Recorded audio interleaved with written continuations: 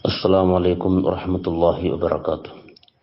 الحمد لله والصلاة والسلام على أشرف رسول الله وعلى آله وأصحابه الفائزين بالله، أما بعد.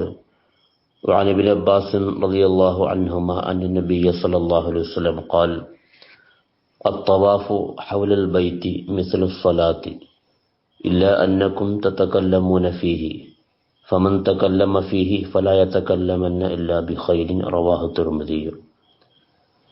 സഹാബി പ്രമുഖനായ Abdullah bin Abbas റളിയല്ലാഹു അൻഹു റിപ്പോർട്ട് ചെയ്യുകയാണ്, നബി സല്ലല്ലാഹു അലൈഹി വസല്ലമ തങ്ങൾ പറഞ്ഞു: അത്തവാഫു ഹൗലൽ ബൈത്തി, പരിശുദ്ധ കഅബയുടെ ചുറ്റുമുള്ള പ്രദക്ഷിണം, തവാഫ്, മിസ്ലുസ് സ്വലാത്തി, നിസ്കാരം പോലെ തന്നെയാണ്.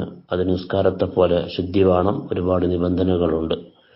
ഇല്ല അന്നക്കും തതകല്ലമൂന ഫീഹി, എന്നാൽ നിങ്ങൾക്ക് ആ തവാഫിൽ സംസാരിക്കുന്നതിന് കുഴപ്പമില്ല. ഫമൻ തകല്ലമ ഫീഹി ഫലാ യതകല്ലമന്ന ഇല്ലാ ബിഖൈർ, സംസാരിക്കാതിരിക്കലാണ് ഉത്തമം. അങ്ങനെ സംസാരിക്കുകയാണെങ്കിൽ നന്മ കൊണ്ടല്ലാതെ, നല്ല കാര്യം കൊണ്ടല്ലാതെ നിങ്ങൾ സംസാരിക്കരുത് എന്ന് മുത്തനബി സല്ലല്ലാഹു അലൈഹി വസല്ലം തങ്ങൾ പ്രത്യേകം ഉണർത്തുന്നു. വഫഖന അല്ലാഹ്.